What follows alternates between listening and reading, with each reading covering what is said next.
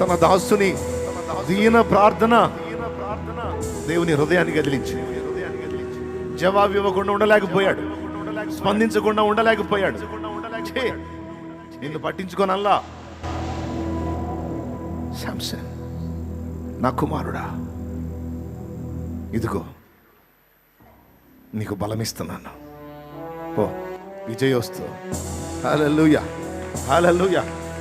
నా కుమారుడు, ఇదిగో నీకు మళ్ళా నేను బలం ఇస్తున్నాను, వాళ్ళ అభిషేకము నీ మీదకి పంపుతున్నాను.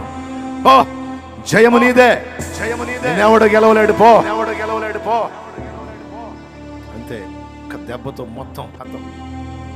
నా తమ్ముడు, నిరాశగా దేవుడు ఈరోజు నీతో మాట్లాడుతున్నాడు. నిన్ను మళ్ళా అభిషేకిస్తున్నాను నేనని, నిన్ను మళ్ళా అభిషేకిస్తున్నాను నేను. నూతనమైన శక్తిని, జీవమును, ఆరోగ్యమును, ఆయుష్ను, అభిషేకమును నీ మీదికి పంపుతున్నాను నేను. అయిందేదో అయింది, గడిచిందేదో గడిచిపోయింది, ఇక వాటిని ఎత్తొద్దు. నూతనంగా మొదలుపెట్టు నువ్వు కార్యాలని, నూతనంగా మొదలుపెట్టు, క్రొత్త ఆశలతో మొదలుపెట్టు. అవన్నీ నా మీద నువ్వు పెట్టుకున్న ఆశలు కనుక అవి నిరాశలు కావు. ఖచ్చితంగా నేను నెరవేర్చువాడనని దేవుడి రోజు నీతో మాట ఇస్తున్నాడు ఆయన. నువ్వు చీకట్లో కూర్చోవాల్సిన అవసరం లేదు, నిరాశలో దిగిపోవాల్సిన అవసరం లేదు, అంధకారంలో కూర్చోవాల్సిన అవసరం లేదు. నీకు నేను వెలుగు పంపుతున్నాను.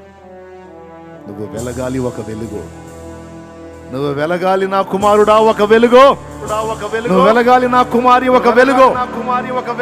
నీ వెలుగులో అనేక మంది తమ బ్రతుకులు బాగు చేసుకోవాలి. జీవవాక్యమును చేతబట్టి లోకములో జ్యోతివై ప్రకాశించాలి.